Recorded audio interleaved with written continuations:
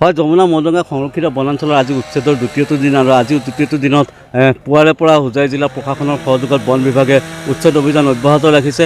ইতিমধ্যে কালি সন্ধিয়া 4 বজালৈকে উচ্ছেদ চলাই পেলাই আজি পুৱা পুনৰ 7 বজাৰ পৰা এই উচ্ছেদৰ কাম আৰম্ভ কৰিছে। মই সতীৰ্থৰ জৰিয়তে সামগ্ৰিক পৰিৱেশটো দেখুৱাবলৈ চেষ্টা কৰিছোঁ।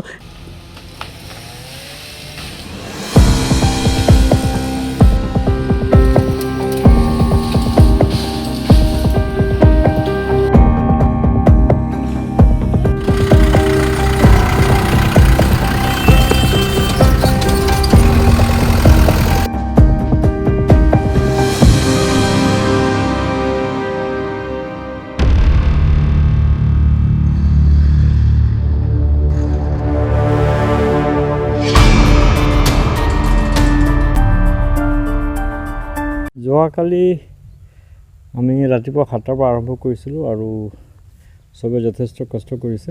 আমাৰ পুলিচ প্ৰশাসন, জিলা প্ৰশাসন আৰু বন বিভাগ।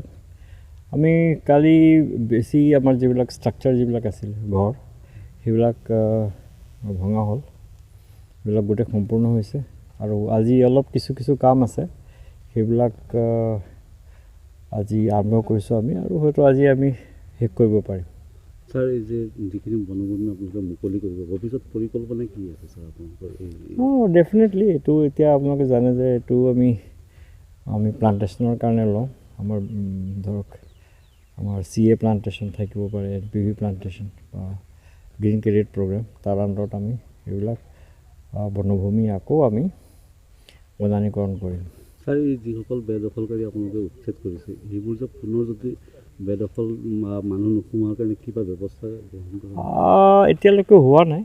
ধৰক এতিয়া আমি যিবিলাক অঞ্চল আমি বেদখলমুক্ত কৰিছোঁ, সেইবিলাক অঞ্চলত আমাৰ এতিয়া পেট্ৰলিং প্ৰটেকশ্যন ফ'ৰ্চ আৰু আছে। ধৰক এতিয়ালৈকে মই তেনেকুৱা একো উদাহৰণ পোৱা নাই যে ধৰক আমি বেদখল কৰিছোঁ আৰু মানুহ আকৌ সোমাই গৈছে।